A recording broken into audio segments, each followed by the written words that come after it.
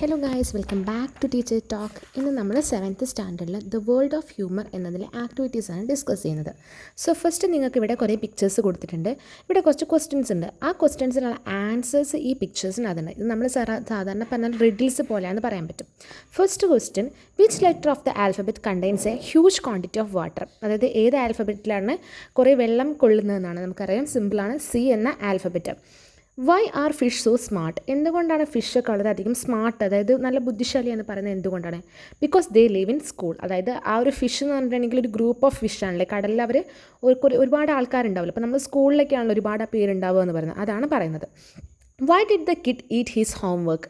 എന്തുകൊണ്ടാണ് കുട്ടികൾ അവരുടെ ഹോംവർക്ക് കഴിക്കുന്നു എന്ന് പറയുന്നത്? കാരണം ടീച്ചർ പറയുന്നത്, teacher told him it was a piece of cake. അതായത് ടീച്ചർ പറഞ്ഞു വെച്ചാൽ ഒരു പീസ് ഓഫ് കേക്ക് പോലെയാണ് ഹോംവർക്ക് എന്നാണ് പറയുന്നത്.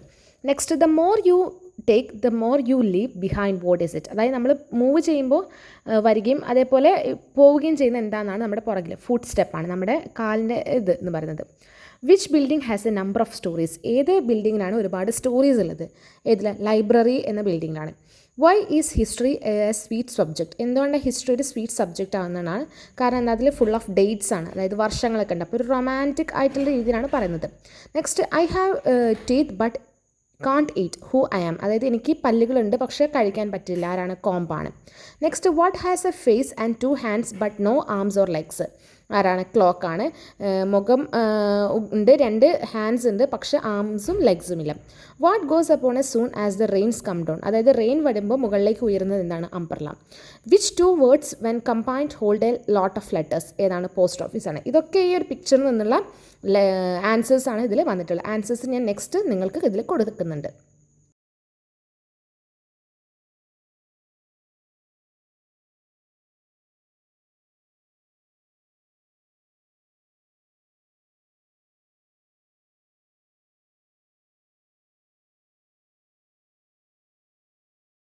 ഇനി അതിൽ ബിയിൽ പറയുന്നത്, sit and payers and frame at least 2 funny tricky and interesting questions. അപ്പോൾ നിങ്ങൾ ഗ്രൂപ്പായിരുന്നു കൊണ്ട് ഫണ്ണി ആയിട്ടുള്ള ഇൻട്രസ്റ്റിംഗ് ക്വസ്റ്റ്യൻസ് ഉണ്ടാക്കാനാണ് പറഞ്ഞത്.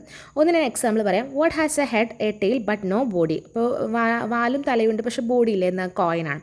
അതേപോലത്തെ ഒരുപാട് റിഡിൽസ് നിങ്ങൾക്ക് ഗൂഗിൾ ചെയ്തിട്ടുണ്ടെങ്കിൽ കാണാൻ പറ്റും. ഞാൻ കുറച്ച് റിഡിൽസ് ഇവിടെ കൊടുക്കുന്നുണ്ട്, നോക്കിയിട്ട് കോപ്പി ചെയ്തോളൂ.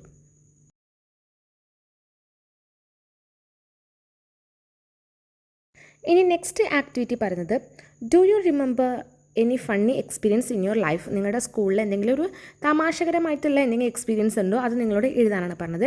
മൂന്നാമത്, there are many popular jokes in our mother tongue. They are often published in magazine or journal. There are many such jokes in movies too. Collect some of them, present them in your class. അപ്പോൾ ഈ പത്രങ്ങളിലും മാഗസീനും അതേപോലെ ഓരോ ബുക്സിലൊക്കെ ആയിട്ട് നമ്മൾ ഒരുപാട് jokes, തമാശകൾ കാണാറുണ്ടല്ലേ. അത് നിങ്ങളോട് കണ്ടെത്തിയിട്ട് ക്ലാസ് റൂമിൽ അവതരിപ്പിക്കാനാണ് പറഞ്ഞിട്ടുള്ള ആക്ടിവിറ്റിയാണ് മൂന്നാമത്തത്. Next activity, look at the following cartoon strips and say what you think of them, develop stories from them. ഈ കാർട്ടൂൺ നോക്കിയിട്ട് നിങ്ങളോട് സ്റ്റോറീസ് എഴുതാനാണ് പറഞ്ഞത്.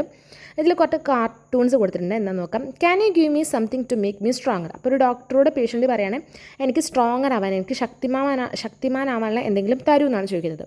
അപ്പോൾ പറയുന്നു, take 1 of these every day for 6 months. അപ്പോൾ ഒരു ഗുളിക ഒരു കൊടുക്കുകയാണല്ലേ, അതിൽ എല്ലാ ദിവസവും എന്ത് ചെയ്യണം? 6 monthsലേക്ക് എല്ലാ ദിവസവും ഒന്ന് വെച്ച് കഴിക്കാൻ പറഞ്ഞു. അപ്പോൾ പുള്ളിക്കാരൻ തുറക്കുന്നതൊക്കെ നമുക്ക് കാണുന്നുണ്ട്, വേറെ പിക്ചേഴ്സായിട്ടും തുറക്കുന്നത്, അത് തുറക്കാൻ വേണ്ടി ട്രൈ ചെയ്യുന്ന കാണുന്നുണ്ട്.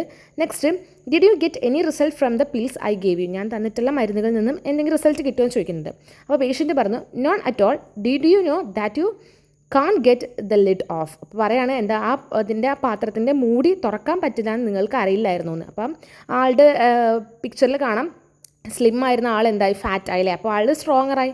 അതായിരുന്നു അതിന് ഡോക്ടർ കൊടുത്തിട്ട്. അപ്പോൾ ഒരു ഫണ്ണി ആയിട്ടുള്ളൊരു കാര്യമാണ്. കാരണം ആ മരുന്ന് മൂടി എന്ത് ചെയ്താൽ ആ ഒരു അടപ്പ് തുറക്കാൻ പറ്റില്ലായിരുന്നു. അതിനകത്താണ് മരുന്നുള്ള. അപ്പോൾ ആൾ ദിവസം തുറക്കാൻ വേണ്ടി ട്രൈ ചെയ്യും, അങ്ങനെ സ്ട്രോങ്ങറായി എന്നാണ് പറയുന്നത്. ഇതിൽ നിന്ന് നിങ്ങൾ എന്ത് ചെയ്യണം? സ്റ്റോറി ക്രിയേറ്റ് ചെയ്യണം. ഇനി അടുത്തതും ഇതേപോലെ ഒരു സ്റ്റോറി ക്രിയേറ്റ് ചെയ്യാനാണ് കാർട്ടൂൺ കൊടുത്തത്. അപ്പോൾ ഒരു കുട്ടി എന്തെങ്കിലും ലാപ്ടോപ്പിൽ ചെയ്യുന്നുണ്ട്. അപ്പോൾ പറയുന്നുണ്ട്, reading social media all day makes me grumpy എന്ന് പറയുകയാണെങ്കിൽ എന്താ? കുട്ടി പറയുകയാണെങ്കിൽ ഈ സോഷ്യൽ മീഡിയയെ കൊണ്ട് എനിക്ക് വളരെയധികം എന്താ, എല്ലാ ദിവസവും ഞാൻ നോക്കുന്ന വഴി. ഗ്രംബി എന്ന് പറയുകയാണെങ്കിൽ വളരെയധികം എന്താ, ഇറിറ്റേറ്റിംഗ് ആണ്, ആംഗ്രി ആണല്ലേ. ഞാൻ ദിവസം നോക്കിയിട്ട് എല്ലാം കൂടി ഒരു പ്രാന്ത് പിടിച്ചൊരവസ്ഥയാണ്. അപ്പോൾ അമ്മ പറയുന്നുണ്ട്, why don't you go out for A change? എന്താ, നിനക്കൊന്ന് പുറത്തോട്ടൊരു ചേഞ്ചിന് പോയിക്കൂടെ?